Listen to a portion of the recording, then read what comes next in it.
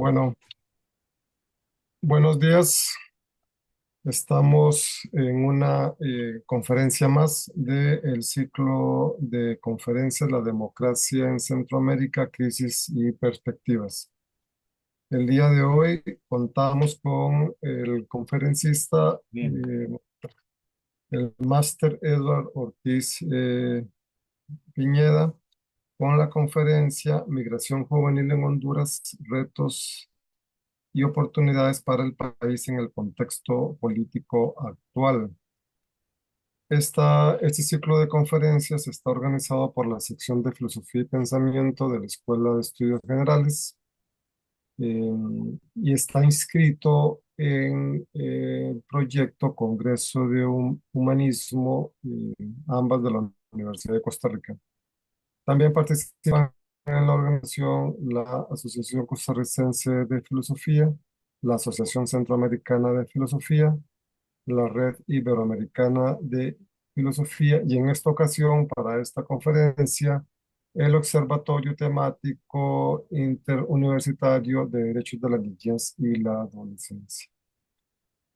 El máster Eduardo Ortiz Pineda es licenciado en Filosofía por la Universidad de Costa Rica y máster en Demografía y Desarrollo de la Universidad Nacional Autónoma de Honduras.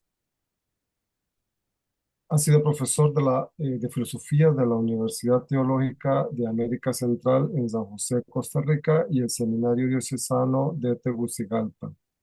También fue asistente de monitoreo e investigación en el Observatorio de Migraciones Internacionales de la Facultad Latinoamericana de Ciencias Sociales Flaxo en Honduras. Entre sus temas de investigación se encuentran la ética ambiental, la ética del desarrollo, las migraciones y la educación.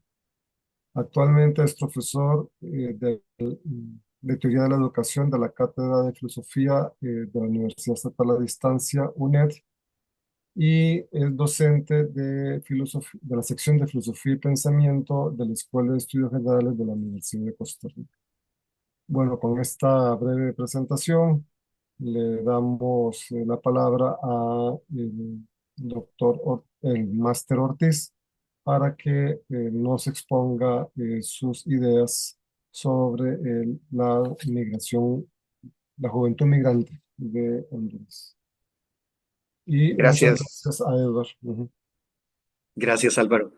Antes de empezar mi presentación, me gustaría agradecerle a la Escuela de Estudios Generales por propiciar este tipo de intercambios académicos y también a la Asociación Costarricense de Filosofía, también por habilitar estos espacios y también obviamente al doctor Carvajal por gestionar también estos procesos de intercambio académico.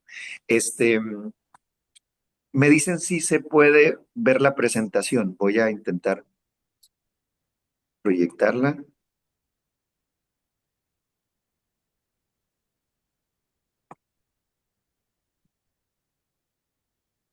¿Sí? ¿Se logra ver? Eh, tienes que ponerla en pantalla. Ok. Ya, listo. Ok, entonces, el título de la conferencia que me gustaría compartir con ustedes se llama Migraciones Juveniles en Honduras. Y me hago una pregunta que más que una pregunta, digamos, que busca responderse de manera tajante, más bien es una pregunta que incita al debate, ¿verdad? En esta conferencia. Y la pregunta es si las migraciones juveniles hondureñas son en realidad más bien o representan en realidad una crisis para el país o más bien oportunidades de desarrollo para el país. Esa es la pregunta, digamos, que me movió a la hora, digamos, de pensar en la conferencia, en este contexto, digamos, de el ciclo de conferencias de democracia en Centroamérica. Entonces, para empezar, es necesario comenzar definiendo, ¿verdad? Definiendo qué es migración y qué no es migración. Este, ¿Qué es entonces migración? La migración es el movimiento o desplazamiento de o traslado de residencia de un individuo o de un grupo de individuos de un país de origen a otro país de destino. ¿sí? Esta es una, digamos, de las definiciones aceptadas por el Diccionario Demográfico Multilingüe de la Unión Internacional de Estudios Científicos de la Población en Estados Unidos. Entonces, esta sería una primera aproximación a la migración, aunque también Arango y Ravenstein, que son dos teóricos muy importantes de las migraciones, lanzan también una definición un poco más amplia. La migración que da lugar a la calificación de las personas como emigrantes o inmigrantes es aquella en la cual el traslado se realiza de un país a otro o de una región a otra distinta, ¿verdad? Por un tiempo prolongado, como para que implique vivir en otro país y desarrollarse en él actividades de la vida cotidiana, ¿verdad? Entonces, emigrar o la emigración y la inmigración, digamos, están condensadas en el concepto de migración, tanto ir o entrar a un país, ¿verdad? Ir a un país o entrar a un país. Ahora, ¿qué no es migración? Definitivamente no es migración, digamos, en la actividad que realizan las poblaciones nómadas, puesto que no se asientan, digamos, de manera definitiva o de manera prolongada, digamos, en un territorio. Entonces estaría en contra, digamos, de las definiciones que habíamos mencionado anteriormente de Ravenstein y del diccionario multilingüe. ¿Qué otro movimiento humano no sería migración? El desplazamiento laboral cotidiano, ¿verdad? Es decir, ir de una región a otra, pero volver, digamos, a su residencia habitual. Esos traslados largos, digamos, que hacen las personas por asuntos laborales, no serían necesariamente, digamos, migración, puesto que no se asienta en esta otra, digamos, zona de destino. Los viajes turísticos tampoco son migración, ni los traslados de corta duración. Entonces, tiene que haber, digamos, una intención de establecerse prolongadamente en un contexto para poder hablar y decir migración en el sentido estricto del término. Ahora, ¿qué tipos de migración hay? Blanco, en el 2000, establece una tipología de acuerdo a cuatro características. Primero, la primera característica es de acuerdo al límite geográfico, ¿verdad? Es decir, las migraciones pueden ser internas, intrapaís o intrarregionales, o también pueden ser externas o internacionales. A mí me interesa más hablar de las migraciones internacionales de hondureños, digamos, fuera del país. En ese sentido, por eso está, digamos, remarcada el tipo de migración a la que quiero referirme.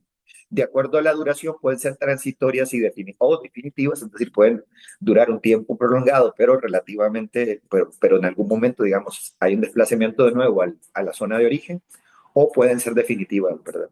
Luego también dice que de acuerdo a los sujetos de decisión, las migraciones pueden ser espontáneas, dirigidas o forzadas. Las espontáneas son estas personas que deciden espontáneamente, digamos, moverse de un país o región a otra. Las dirigidas son esas migraciones que se dan, digamos, dirigidas a poblaciones, por ejemplo, a poblaciones racializadas, ¿sí? O a poblaciones que, digamos, sí, digamos, las comunidades indígenas, por ejemplo, también podrían pensarse, ¿verdad? Migración dirigida a comunidades indígenas y también las migraciones forzadas, ¿verdad? Las dirigidas o las forzadas pueden estar relacionadas. ¿Por qué? Porque la migración forzada puede ser, por ejemplo, digamos, comunidades de diversidad sexual que tienen que moverse, digamos, de sus países porque su vida corre peligro, por ejemplo, ¿no? Y luego también tenemos las migraciones ecológicas o ambientales, las migraciones políticas y las económicas. Las migraciones ecológicas o también las migraciones climáticas son un fenómeno relativamente reciente dentro de la teoría de la migración. ¿A qué se refieren?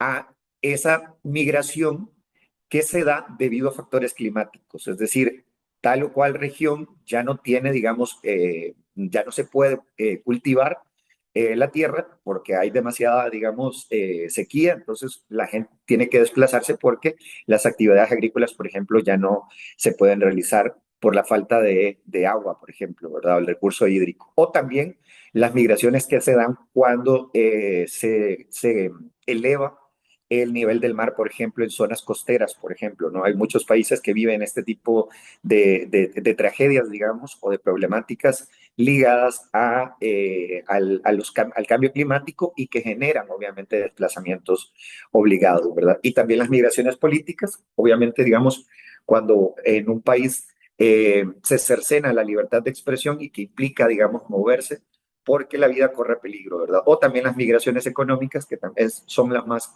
comunes en el ámbito de la teoría de la migración. Ok, para avanzar un poquito más, ¿cómo funciona la historia de las migraciones en Honduras? Eh, este texto, Ciclo Migratorio en Honduras, es un texto que se editó y se publicó desde Flaxo Honduras. Yo estuve detrás del proceso de edición incluso cuando fui asistente de investigación en Flaxo Honduras. Este documento es bastante interesante a la hora de estudiar la teoría de la migración en Honduras porque estos autores proponen cuatro momentos eh, críticos de la migración en Honduras en el siglo XX, entre el siglo XX y parte del siglo XXI.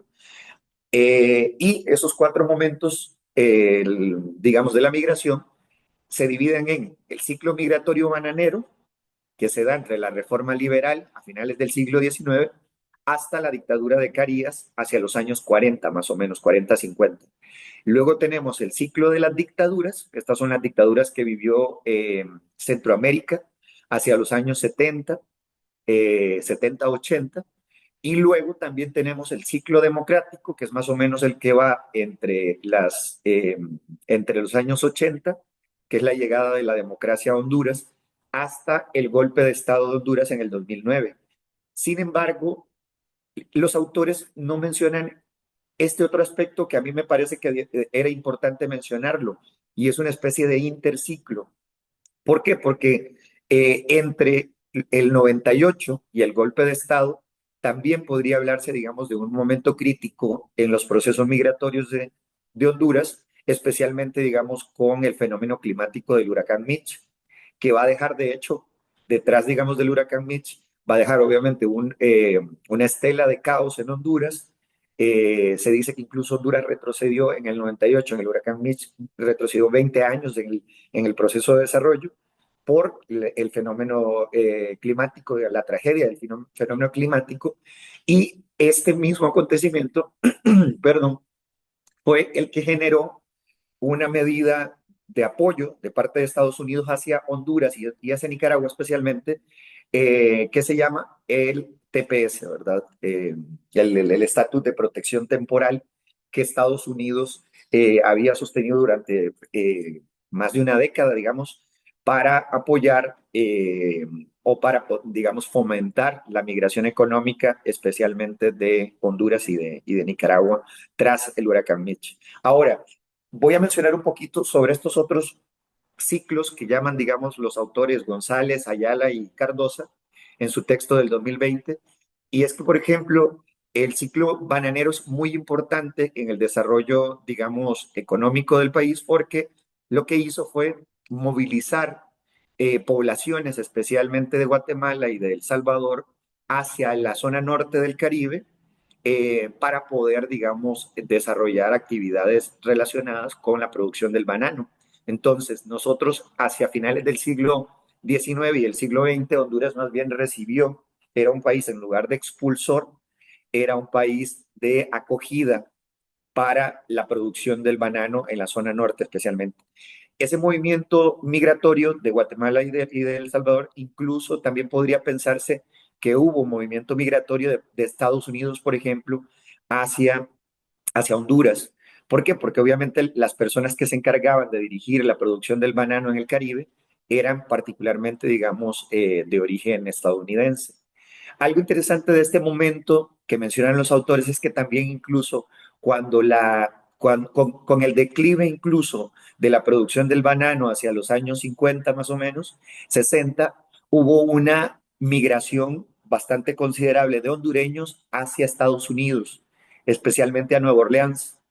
¿Y quiénes fueron los que se fueron? Bueno, eh, posiblemente eran las mismas personas que trabajaban en las bananeras y que fueron llevadas a Nueva Orleans, digamos, ya como mano de obra semicalificada o calificada y que se establecieron en esa zona. Hoy por hoy, de hecho, Nueva Orleans es uno de los estados de Estados Unidos con mayor número de migrantes hondureños, junto con la Florida y con Texas.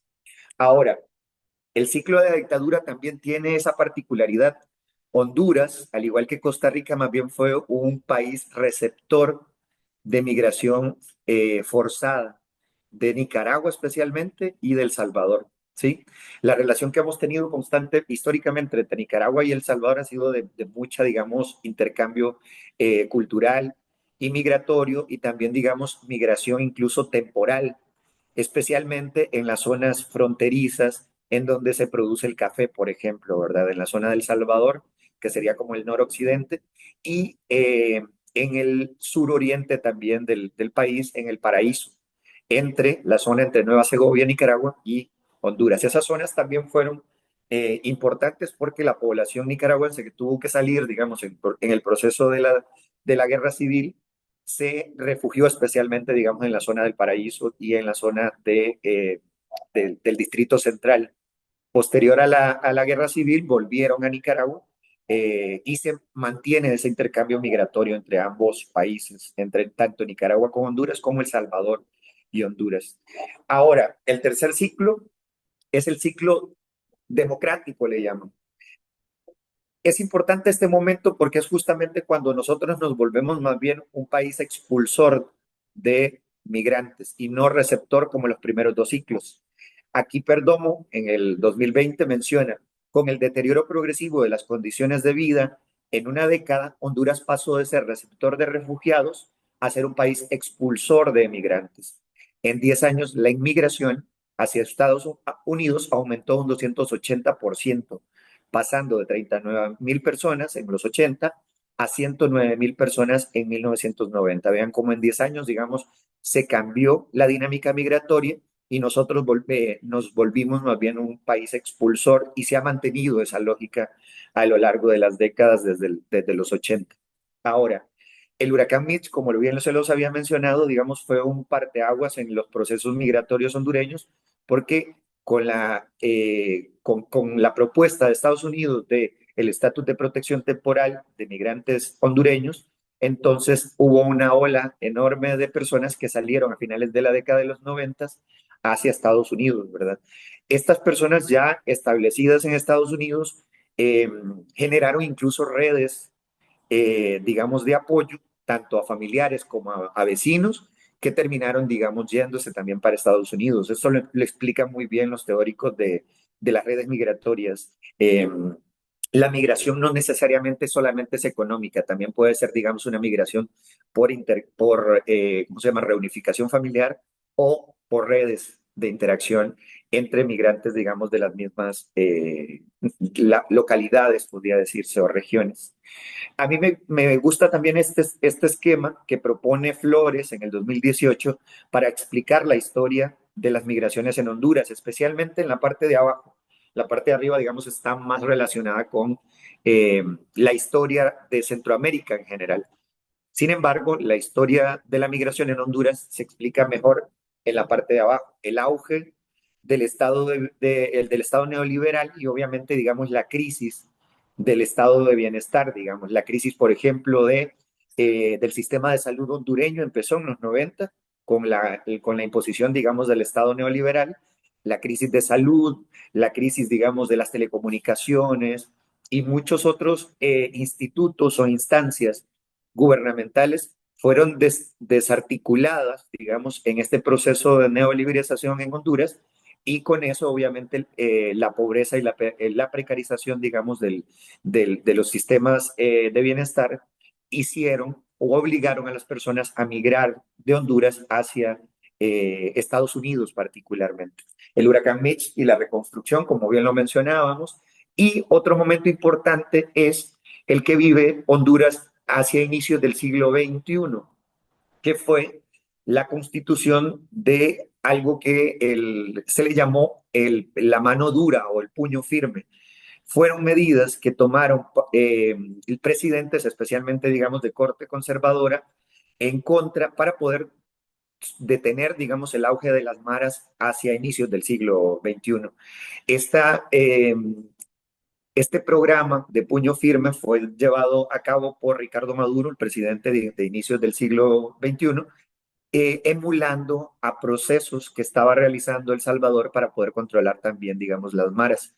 Sin embargo, lo único que hizo más bien fue agravar la crisis de violencia, puesto que las maras reaccionaron en contra de la población civil para poder detener este proceso, digamos, eh, de represión que estaba realizando Ricardo Maduro, digamos, en contra de las maras y también del crimen organizado.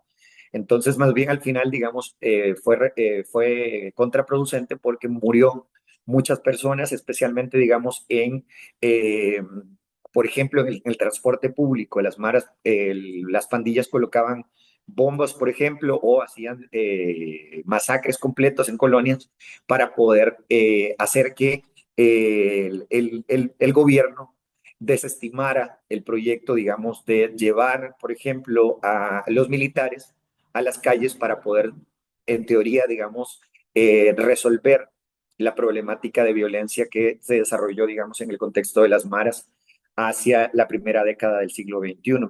Luego, a finales de la década del siglo XXI, vamos a tener el golpe de Estado, que voy a desarrollarlo mejor, cuando les menciona, digamos, justamente este momento crítico de la migración en Honduras.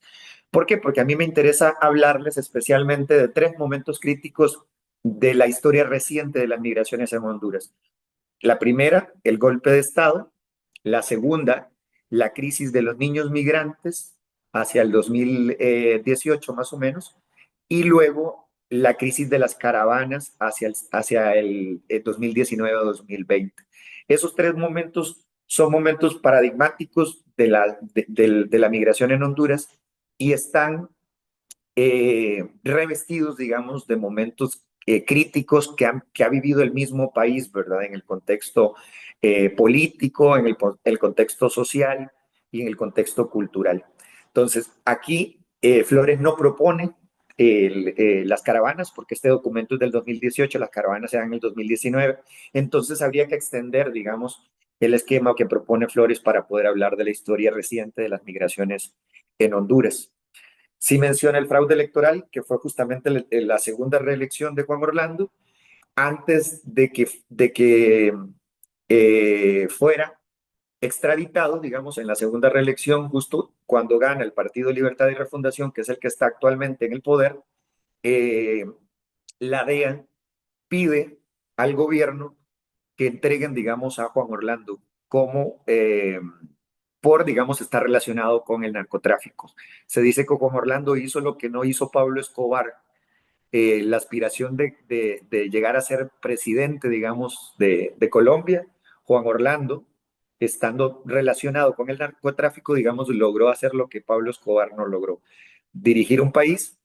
Y se dice que es uno de los primeros, digamos, de las primeras evidentes narcoestados, Honduras en el contexto, digamos, de Juan Orlando Hernández e incluso en el contexto de Porfirio Lobo Sosa, ¿verdad? Especialmente esto debido a que el golpe de Estado dejó en crisis, digamos, la democracia hondureña. No necesariamente solo fue el golpe solamente es la punta del iceberg, porque detrás de eso también tenemos, obviamente, digamos, gobiernos corruptos, violencia, inseguridad y obviamente el desarrollo del narcotráfico, digamos, en Honduras desde la década de los 90 y su relación con las maras hacia los 2000, ¿verdad? Las maras hoy por hoy en Honduras no están relacionadas con el fenómeno cultural que fueron, digamos, o contracultural que fueron en los 90. Esa idea que se tenía de los 90 de que los mareros se tatuaban, hoy por hoy no sucede en Honduras.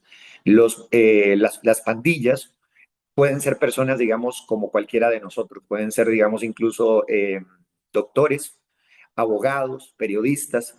¿Por qué? Porque las mismas células criminales relacionadas con las pandillas suelen, entre comillas, becar a niños, digamos, de barrios o de zonas urbano-marginales para que estudien, si les ven, digamos, algún tipo de, digamos, interés académico, ellos mismos, las maras, digamos, los educan, entre comillas, para que luego sirvan, digamos, a la misma estructura criminal, ¿verdad? Por eso es que se dice que hay médicos que son mareros.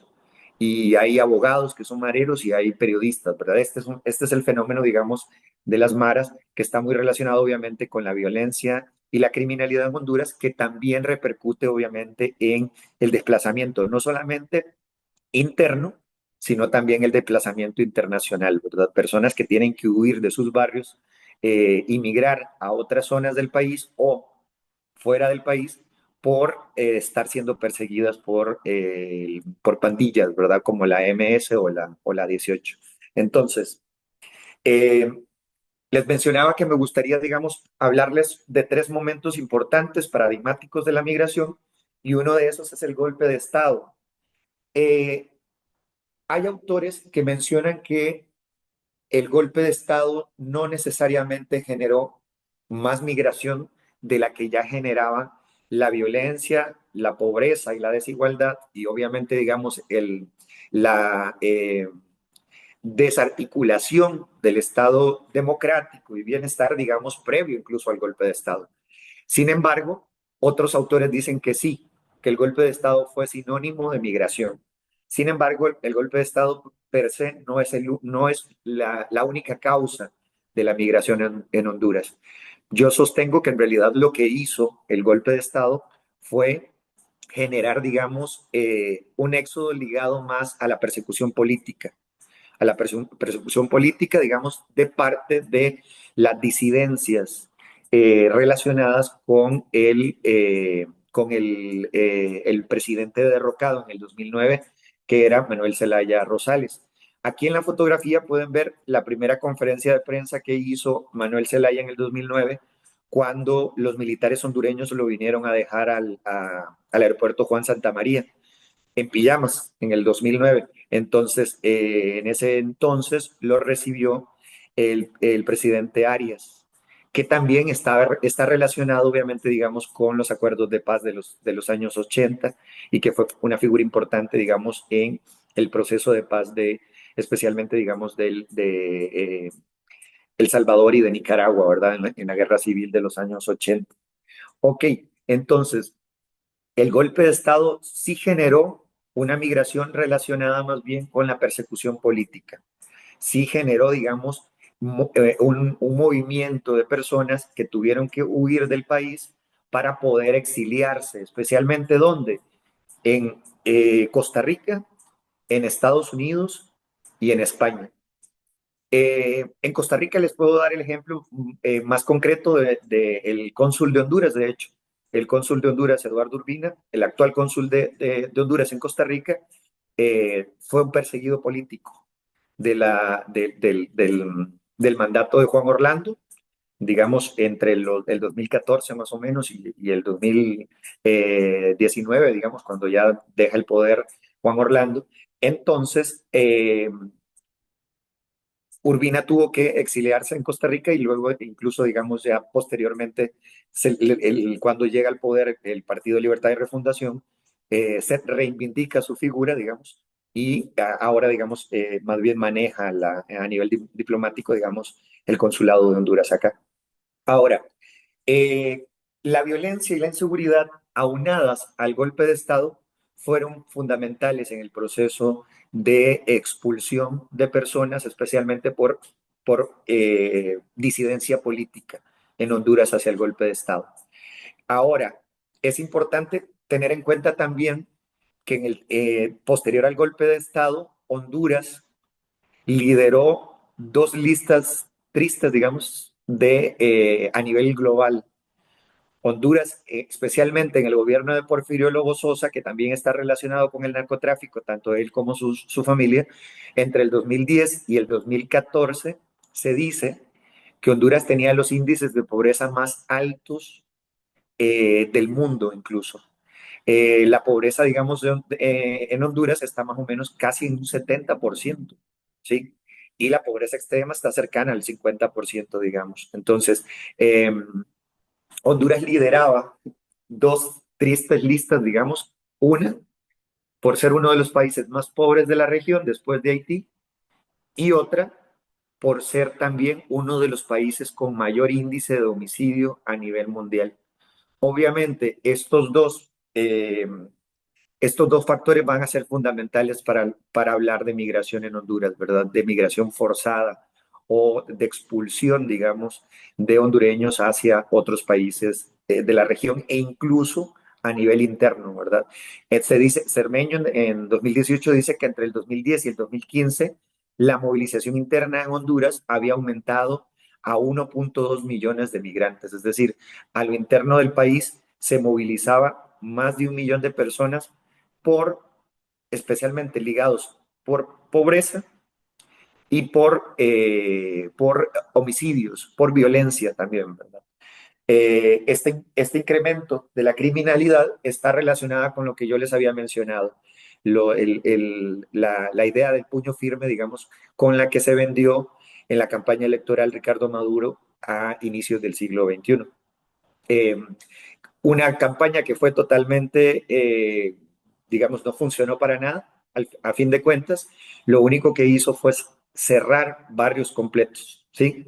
Y encerrar más a la población y también, obviamente, digamos, darle los espacios libres, los espacios, digamos, como los parques e incluso en las mismas, digamos, calles, dárselas, digamos, a la violencia, especialmente, digamos, a los grupos organizados y a las maras. Y la gente lo único que hizo más bien es replegarse en barrios, entre comillas, barrios seguros, se le llaman, ¿verdad? Son esos barrios a los que se les coloca un portón para que no ingrese, digamos, en teoría, digamos, las personas, digamos, la delincuencia dentro de esos barrios. Pero lo único que hizo al fin de cuentas es hacer de ciudades como Tegucigalpa y San Pedro Sula eh, barrios totalmente cerrados, ¿sí? Cerrados y básicamente escondiendo a la población, digamos, de la misma violencia.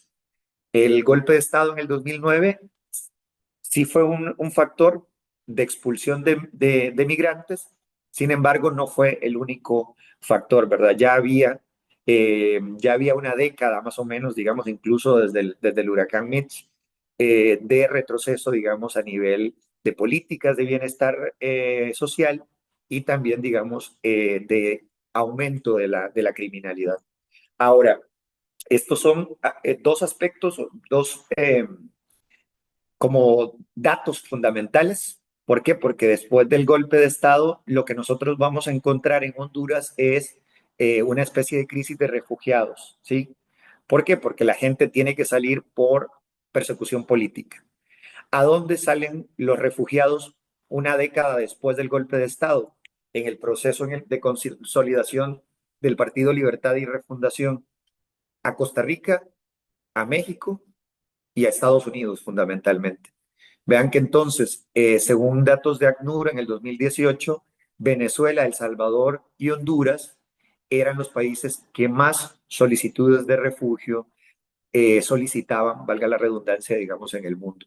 Especialmente Costa Rica fue fundamental en ese proceso, no solamente para refugiados políticos, sino que también ha sido muy importante para solicitud de refugio de la comunidad LGBTI más.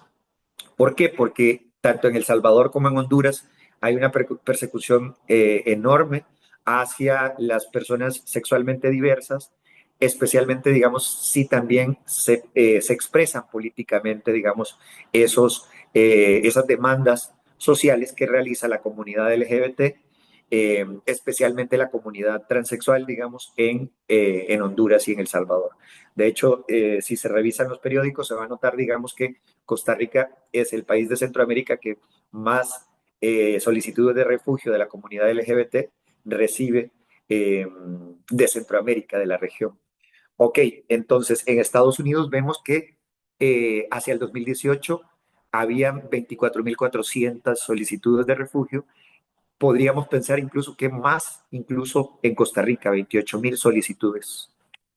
Entonces, ahora otro momento importante de la migración reciente o de la historia de la migración reciente en Honduras es la crisis de las niñeces migrantes. Esta crisis fue un fenómeno mediático igual que la crisis de las caravanas. Eh, como al Estado, digamos, incluso en varias ocasiones, la Corte Interamericana de Derechos Humanos y también la ONU en ACNUR especialmente, digamos, cuestionó la falta, digamos, de medidas de parte del gobierno de Honduras, en este entonces el gobierno de Juan Orlando, para poder resolver la crisis de los niños migrantes. ¿Qué es esta crisis? Niños que se iban sin compañía, digamos, o no acompañados, en grupos de personas que probablemente eran desconocidos o solos a hacer la travesía por Guatemala y por México. Muchos de estos niños terminaban en refugios, digamos, en Estados Unidos, e incluso salió a colación una fotografía de especies de jaulas donde metían, digamos, a los niños. Al haber tanta cantidad de personas, digamos, los metían en jaulas en la frontera sur de Estados Unidos, entre Estados Unidos y México. Entonces, fue, digamos, un fenómeno mediático crítico que puso en jaque también, digamos, el sistema migratorio de Estados Unidos, por también, digamos, las llamadas en contra, digamos, de los derechos de los humanos, al tener, digamos, encarcelados, casi en jaulas, digamos, a esta cantidad de niños que se movió entre el 2014 más o menos, digamos, y el 2018, y que siguen, obviamente, digamos, movilizándose a lo largo de la ruta migratoria. Una de las rutas migratorias más grandes del mundo es la nuestra. El paso, digamos, de la región centroamericana hacia Estados Unidos es la ruta migratoria más, una de las rutas más grandes, digamos, a nivel global. Y en esa ruta, una de las más peligrosas, los niños fueron probablemente y eran, digamos, objeto de, obviamente, digamos, de trata, de comercio sexual, incluso, digamos, comercio de órganos, ¿verdad? Este es el tipo de problemas, digamos, en los que se enfrentan no solamente las niñeces migrantes, sino también, digamos, los migrantes en general, las mujeres migrantes especialmente, y también las personas de la diversidad sexual que se mueven día a día de manera irregular por el norte de Centroamérica y por México, ¿verdad? Eh, de acuerdo con el Ministerio de Interior de los Estados Unidos, hacia el 2014 se movilizaron 68.541 menores no acompañados hasta la frontera sur de Estados Unidos. Estamos hablando de que el 26.6% eran hondureños, 18.000 menores no acompañados, 24.9 eran guatemaltecos, 23.9 salvadoreños, 22.8% eran mexicanos de ese 68.541 menores no acompañados. En el 2011 se duplicó la transferencia de niños a oficinas de reasentamiento para refugiados. Vean que entonces Honduras, el 34%, digamos, de esos menores que se colocaban en refugios para migrantes, el 34% eran hondureños, ¿verdad? Esta es una foto de esta tragedia humana que se vivió en Honduras eh, hacia la segunda década del siglo XXI. Entonces, ahora aquí tenemos un cuadro importante que está también en el texto de ciclos migratorios de Honduras, de estos autores hondureños, González, Ayala y Cardosa, en donde mencionan estos números, cómo desde el 2015 se estaban registrando movimientos de menores no acompañados eh, y que eran, digamos, reportados en Estados Unidos, ¿verdad? En Estados Unidos y en México especialmente. Pero cómo pasó del 2015 a movilizarse 7.691 menores no acompañados de Honduras a el 2019 llegar a ser 22.733 menores no acompañados, de acuerdo con esta tabla de los autores González, Ayala y Cardosa, tomando en cuenta el observatorio, la información que brinda el Observatorio Consular y Migratorio de Honduras. Aquí tenemos el tercer fenómeno que me gustaría también mencionar, que era el fenómeno de las caravanas, ¿verdad? El fenómeno de las caravanas ha sido muy estudiado en la última década. ¿Por qué? Porque los teóricos no explican, o al menos las teorías de las migraciones, no, no tenían dentro de la historia reciente de las migraciones, nunca habían visto un fenómeno, digamos, ligado a este fenómeno, un fenómeno ligado a este tipo de procesos. ¿Por qué? Porque las caravanas fueron grupos de personas que se reunieron a través de eventos en redes sociales, especialmente en Facebook, hacia el 2019-18, creaban eventos y decían en qué lugar se iban a encontrar y de ahí empezaban, digamos, a movilizarse caminando o pidiendo, digamos, ride, como comúnmente se dice, eh, por Honduras, por Guatemala y por México. Y fueron grupos multitudinarios, ¿verdad? Que volvieron también un fenómeno digamos, de propaganda, digamos, comunicativa a nivel global. Todos los medios de comunicación hablaban de las caravanas migrantes que salían del norte de Honduras, pero que también se juntaban migrantes salvadoreños, guatemaltecos e incluso mexicanos, ¿verdad?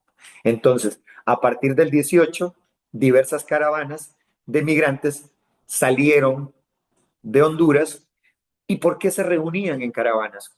Con la intención de protegerse entre ellos y también, algunos autores dicen que también era una forma de denuncia de la crisis económica y de la crisis política que vivía no solamente Honduras, sino también, digamos, Guatemala y El Salvador. Entonces, estos, digamos, son especulaciones que algunos autores han realizado, puesto que en realidad no se sabe si fue un fenómeno que organizado por líderes políticos, por líderes sociales, o si sencillamente fue un fenómeno que se desarrolló de manera natural, digamos, si se le puede llamar de alguna manera, y fue una organización más, digamos, de manera horizontal y no vertical de grupos, digamos, de líderes políticos o sociales hacia toda la comunidad. Más bien fue, pareciera, digamos, un fenómeno orgánico. Ese es el término que utilizan, digamos, algunos autores. Ahora, vean que entonces entre el 2018 y el 2020, incluso en plena pandemia, había movimientos de caravanas hacia Estados Unidos desde Honduras. Tenemos primero, la primera caravana salió de San Pedro Sula el 19 de octubre y dice que eran 1.600 migrantes. Luego el 20 de octubre y luego el 29 de octubre. Entonces, esta información se encuentra en un texto también publicado por el Observatorio Temático Interuniversitario perdón, el Observatorio de Migraciones Internacionales de Flax Honduras. En ese texto se llama Geopolítica de las Caravanas y lo publicó, es una investigación que realizó un investigador del Instituto de la Frontera Norte de México, un instituto que es abanderado, digamos, del estudio de las migraciones en México.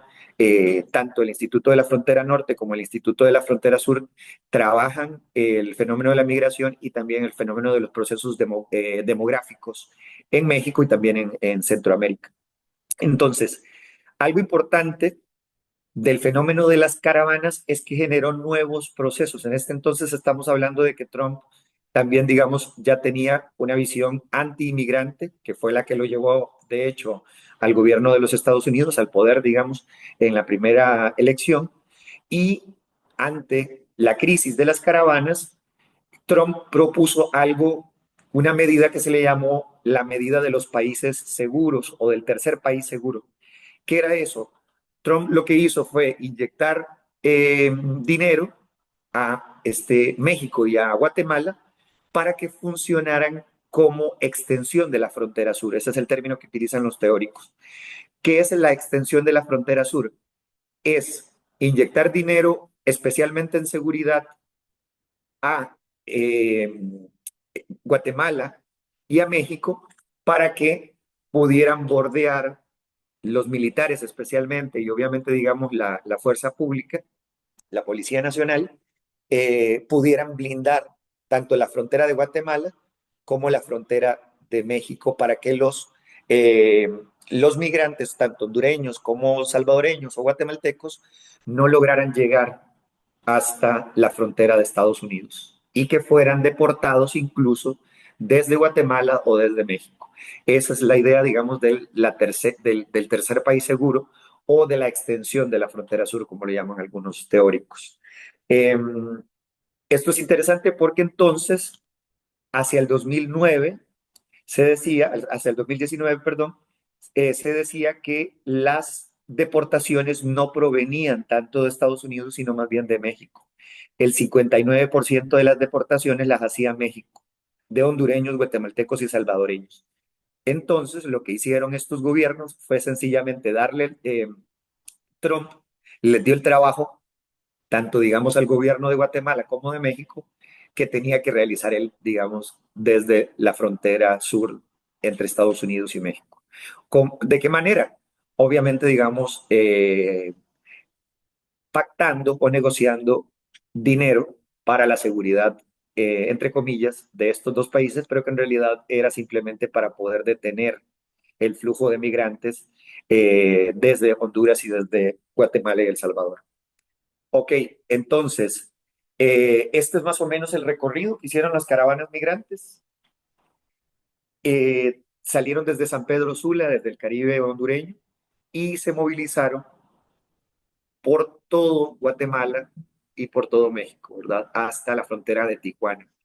Esa es una de las zonas más peligrosas del recorrido porque por ahí mismo pasa también el tren denominado, digamos, por muchos teóricos como la bestia, en donde muchos de los migrantes mueren, especialmente amputados, digamos, perdón, son amputados o mueren en el proceso, en el trayecto para llegar a los Estados Unidos. ¿Por qué? Porque es un recorrido de semanas subidos en la bestia, en el tren, y obviamente, digamos, en condiciones climáticas deplorables y en condiciones de inseguridad constante, ¿verdad?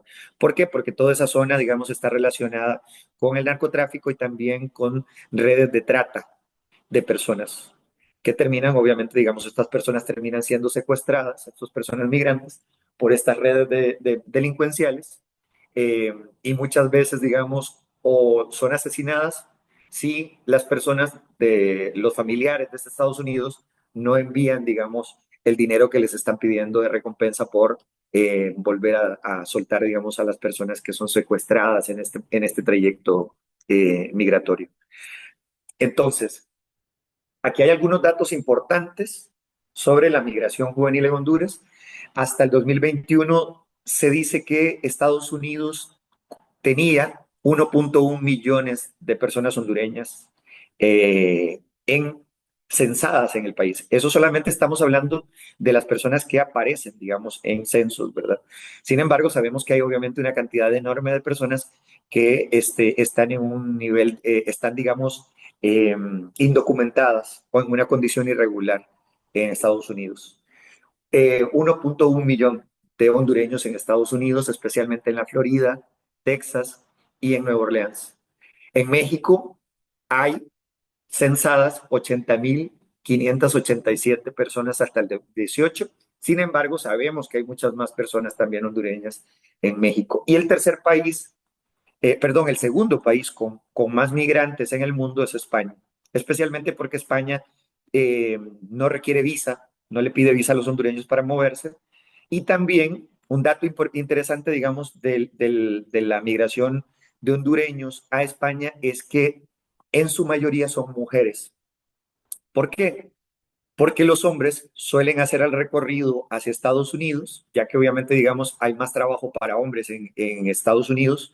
Y en España, hablando también en términos demográficos, ¿verdad? Las labores de cuidado son más comunes en un país, digamos, donde la población se envejece, digamos, o la pirámide poblacional está ensanchada en la parte de arriba. ¿Por qué? Porque hay más personas adultas mayores, incluso, digamos, que niños, ¿verdad? Entonces, lo que hacen, digamos, las personas hondureñas, especialmente las mujeres, es que en lugar de hacer el recorrido peligroso por México hacia Estados Unidos, prefieren invertir, digamos, una cantidad considerable de dinero para poder viajar a España y quedarse en España. Además, el proceso también de ciudadanía en España es mucho más corto, 1 año o 2, para las personas, digamos, de Latinoamérica, especialmente hondureños y nicaragüenses.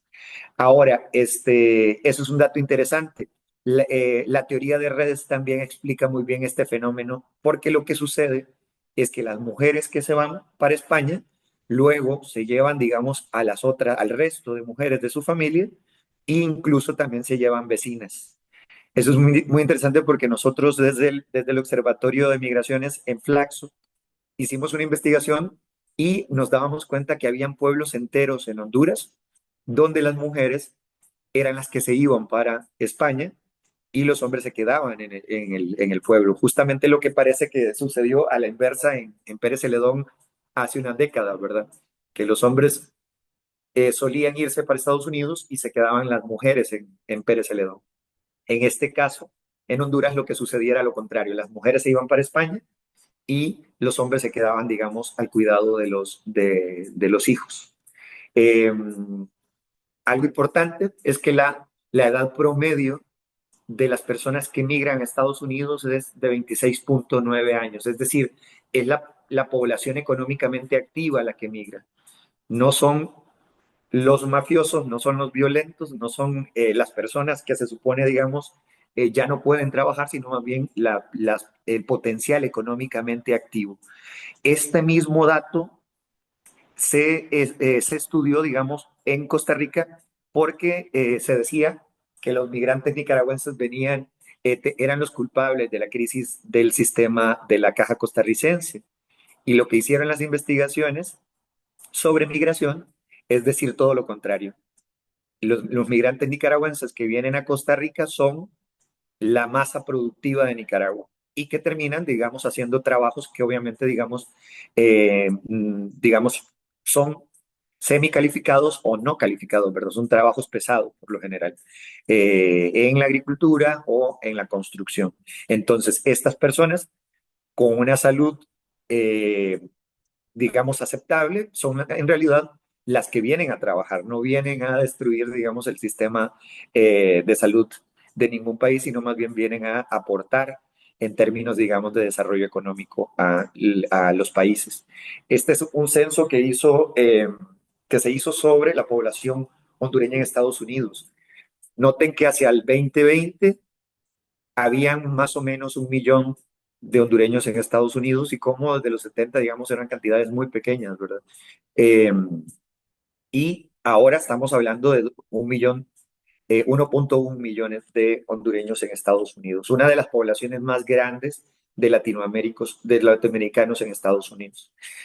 Esto es otro dato interesante, son los jóvenes los que migran y es justo desde las teorías de las migraciones en demografía, justo lo que se llama el bono demográfico. ¿Quiénes son los que migran? Las edades entre 14 y 35 años.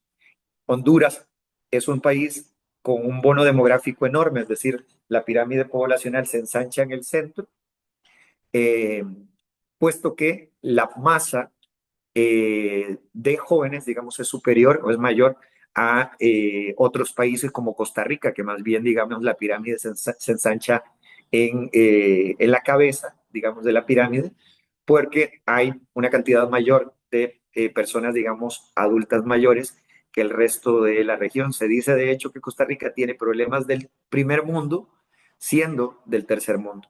Y ese problema no solamente eh, no solamente, digamos, está relacionado con ensanchar las edades en las edades más altas, digamos, entre los 50 años, sino también, digamos, por la baja natalidad del país, ¿verdad? Son los migrantes incluso los que se reproducen más, digamos, en Costa Rica y lo mismo sucede en España, como bien lo sabemos, y en muchos otros países que son receptores de migrantes, ¿verdad? Eh, el bono demográfico se está yendo entonces en este sentido hacia Estados Unidos, México y hacia España. En ese sentido, la migración hondureña sería más bien, digamos, más que una oportunidad, una crisis para la constitución, digamos, del desarrollo del país, del desarrollo de Honduras. Ahorita vamos a ver, digamos, cómo funcionan las remesas y cómo las remesas tampoco resuelven, digamos, en sí procesos de desarrollo económico en el país. ¿Cuáles son las causas de la migración en Honduras? Ya estoy casi por terminar. La desigualdad fundamental. Son, obviamente, digamos, la migración ya no se puede estudiar uni o bicausal. ¿Por qué? Porque las causas es un fenómeno multicausal, ¿verdad? La desigualdad, ya habíamos visto que el 60 o más del 60% de la población hondureña vive en la pobreza. La escasez de oportunidades laborales. Eh, con la llegada, por ejemplo, de las maquilas a Honduras, las maquilas, digamos, sobreexplotaron incluso, digamos, a la población hondureña, con salarios, digamos, salarios precarios y en condiciones, digamos, bastante adversas a nivel laboral en estas estructuras que nosotros llamamos aquí zonas francas. En Honduras le llaman zonas libres. Entonces, la pobreza, obviamente, la ausencia de políticas sociales, la inseguridad ciudadana, los feminicidios, la reunificación familiar, quizás es el único factor positivo, digamos, de la causa de la migración, los conflictos armados, el cambio climático, por ejemplo, el huracán ETA y el huracán Iota fueron uno de los causantes, digamos, de las caravanas en Honduras hacia el 2019.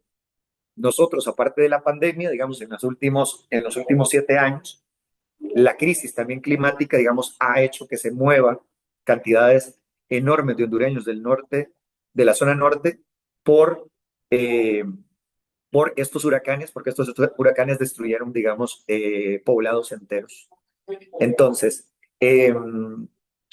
las causas positivas, perdón, las consecuencias positivas, las remesas. De acuerdo con el Banco Central de Honduras, el 26% del Producto Interno Bruto de Honduras está constituido por remesas. Es decir, Honduras es un país que se sostiene por la expulsión de migrantes, por la expulsión de personas en condición de migración laboral, ¿verdad? Son 9.177 millones de dólares los que llegaron en el 2023 a Honduras en cuestión de remesas. Ahora, un estudio realizado también por la Organización Internacional de las Migraciones y el Instituto Nacional de Estadísticas en el 2023 en Honduras eh, demostró que las remesas en realidad son usadas simplemente para paliar necesidades básicas en las familias que reciben esas remesas. Entonces, ¿para qué se usan las remesas? Para la alimentación, salud, servicios básicos y, en una medida menor, para la construcción. Es decir, no se utilizan las remesas ni para hacer microemprendimientos, ni para, digamos, desarrollo económico en general, sino más bien para poder paliar necesidades básicas, digamos, dentro del país. Ahora, entonces, ¿quiénes son los que se benefician de las remesas? De acuerdo con un estudio, el estudio de Cerdeño, los únicos beneficiados de las remesas son la banca privada y las empresas que se encargan de hacer este tipo de transacciones de envío y de recibo de dinero. Entonces, otras consecuencias positivas, aparte de las remesas, digamos, yo diría las remesas son una consecuencia positiva a medias, ¿verdad? Porque no resuelven o no buscan el desarrollo económico del país. No se invierte en las remesas en el desarrollo económico. Entonces, otras consecuencias positivas serían mejorar las competencias laborales y la apertura cultural, ¿verdad? El hecho de encontrarte con una cultura distinta en España, en Estados Unidos, en México o en Costa Rica, te abre también un panorama cultural distinto, ¿verdad? Y también, obviamente, para muchos es la oportunidad de estudio también, ¿verdad?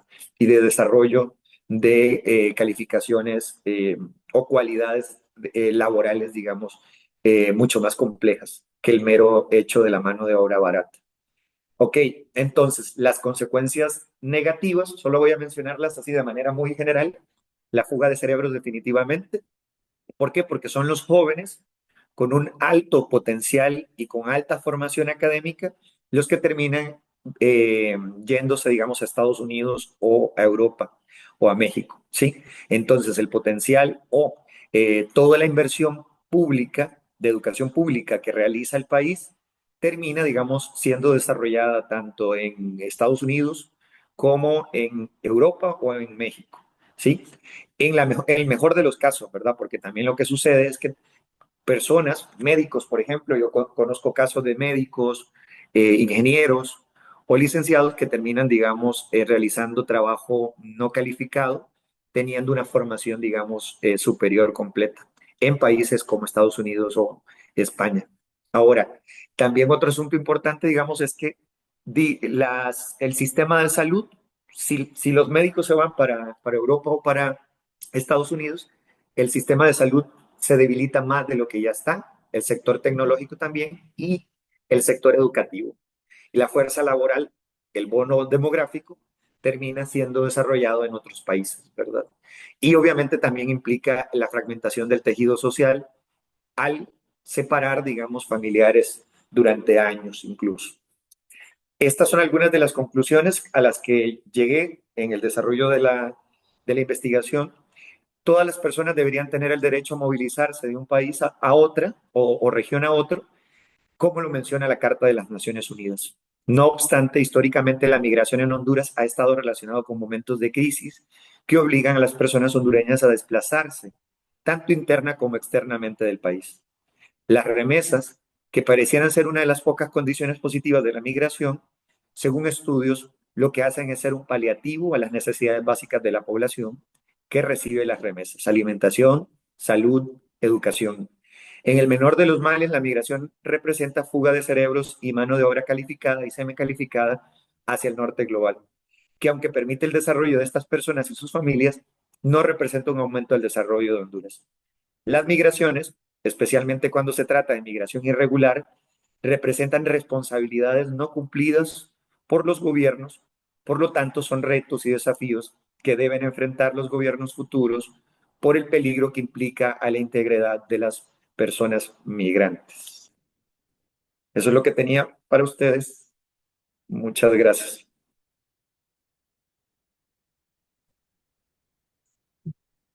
Muchas gracias, Edward, por tu conferencia.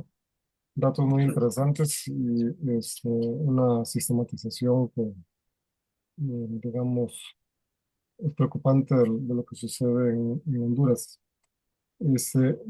Bueno, podemos abrir ahorita una sección de preguntas o comentarios. No sé si hay alguien que tenga algún comentario, alguna pregunta. En el Facebook, no se ve. No, no veo todavía comentarios.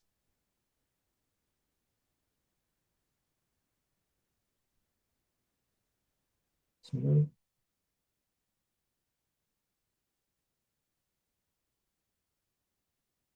No. Bueno, eh, no hay salida fácil para Honduras, ¿verdad, Edward? Para esa situación. Sí, es muy complicado y de hecho esa es una de las críticas que se realiza, digamos, al gobierno actual, que se esperaba.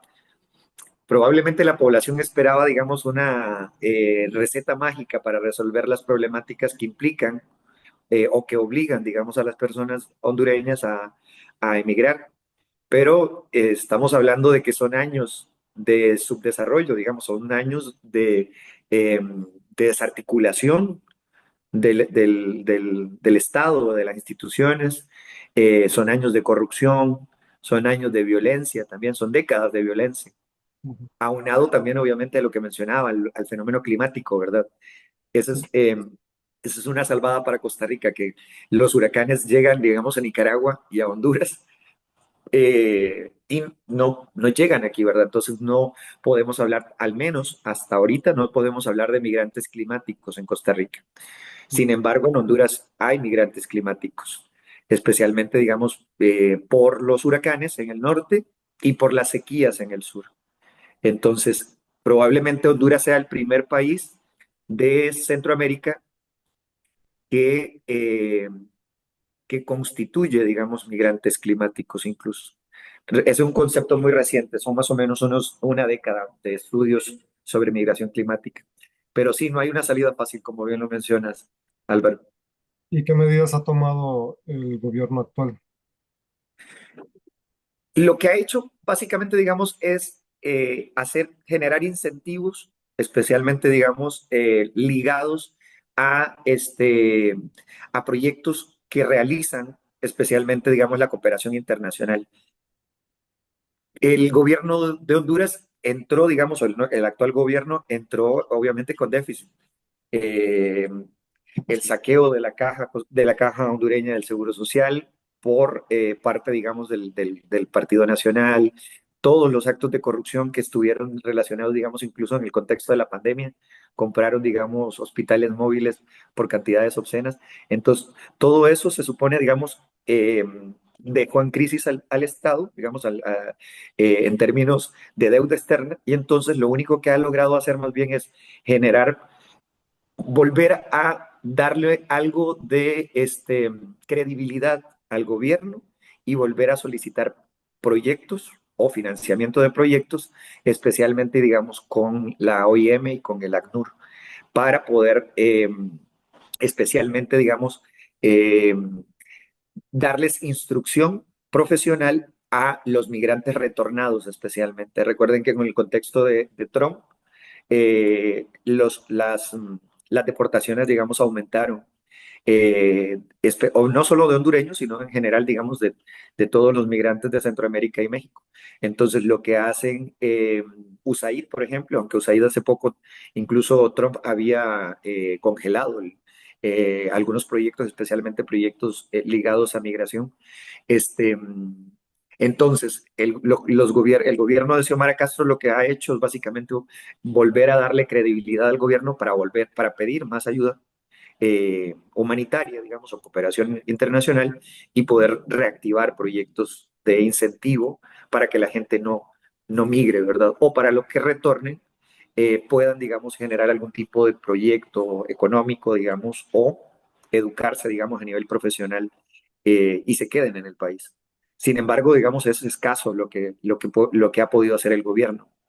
Ujú. Son apenas 3 años y medio los que lleva, entonces eh, lo que piensan es una segunda vuelta del partido como otra candidata. Sin embargo, la gente, digamos, esperaba, me parece a mí, esperaba más del gobierno de lo que podría hacer, digamos, en 4 años. Ujú. Tatiana, Buenas, ¿cómo están? Buenos días. bueno, Quería preguntar cómo ha sido la cobertura mediática en Honduras respecto a las caravanas. O sea, ¿es un gobierno que oculta esto o es un gobierno que visibiliza? Gracias, Tatiana. El, el gobierno no puede invisibilizar un fenómeno que fue de escala global, ¿sí? Y que implicaba también, obviamente, digamos, una crisis no solamente de Honduras, sino también de la crisis migratoria, digamos, a nivel regional. Entonces, intentar invisibilizarlo a nivel nacional eh, no iba a impedir, digamos, que fuese un fenómeno mediático a nivel global. Entonces, otro asunto importante también es que las caravanas se desarrollaron a través de las redes sociales y todos, no solamente digamos en Honduras, sino a escala global, manejamos las redes sociales. Entonces, las mismas personas iban, digamos, que iban en las caravanas, iban, llevaban en vivos, digamos, en Facebook y en otras redes sociales para poder ir más o menos, digamos, reportando el fenómeno. Entonces, era imposible que lo pudieran ocultar, digamos, a nivel nacional porque fue un fenómeno global también. En Guatemala, digamos, se movilizó la ACNUR y la OIM y también otras organizaciones que se dedican, digamos, a la protección de migrantes. Incluso hubo reportajes en Alemania, por ejemplo, España, ¿verdad? Y lo interesante de las caravanas fue eso, ¿verdad? Que a nivel de estudios teóricos fue una novedad para las investigaciones en migración, porque nunca antes se había visto un fenómeno similar en ningún otro lugar del mundo. Y que se desarrollara de manera orgánica, como lo menciono yo, digamos, a través de las redes sociales y que funcionara para protegerse incluso, digamos, de las redes de trata y de la violencia, ¿verdad? Las primeras caravanas fueron bien recibidas por la población guatemalteca y mexicana. Sin embargo, las últimas caravanas ya, digamos, tenían más bien una visión más, las personas los miraban más como, digamos, como una amenaza, en lugar de más bien verlos como como un fenómeno crítico, humanitario, de ayuda, ¿verdad? Más bien era una amenaza eh, para la estabilidad de los pueblos o los barrios, digamos, o las ciudades por donde cruzaban. Sin embargo, las primeras dos caravanas, digamos, tuvieron el apoyo de la ciudadanía en general en Guatemala y en México. Sí, te contesto. Sí, muchas gracias. Bueno, muy bien. Bueno, Edward, como tenemos asamblea a la 1:30, creo que debemos terminar aquí ¿Está la, bien? la presentación y agradecerte de nuevo tu conferencia que ha sido muy útil y nos da un panorama estremecedor de lo que sucede con las migraciones en Centroamérica. Ujú. Bueno, entonces si tienes algo más que decir. No, no, solamente agradecer nuevamente, Álvaro, por el espacio y también de nuevo agradecer a la Escuela de Estudios Generales de la Universidad de Costa Rica también por propiciar este tipo de intercambios académicos y también obviamente a la Asociación Costarricense de Filosofía. Gracias nuevamente. Sí, bueno, muy bien. Solo avisar que la próxima actividad se cambia de fecha. Ok, Le corresponde al doctor Randall Carrero Umaña de la Universidad de Costa Rica con el tema crítica de Ignacio Yacuría a las políticas de Estados Unidos sobre Centroamérica en los años 80. Esta conferencia va a quedar para el 10 de septiembre y quedan todas las personas cordialmente invitadas. Bueno, hasta luego y con esto terminamos la actividad de hoy. gracias, hasta luego.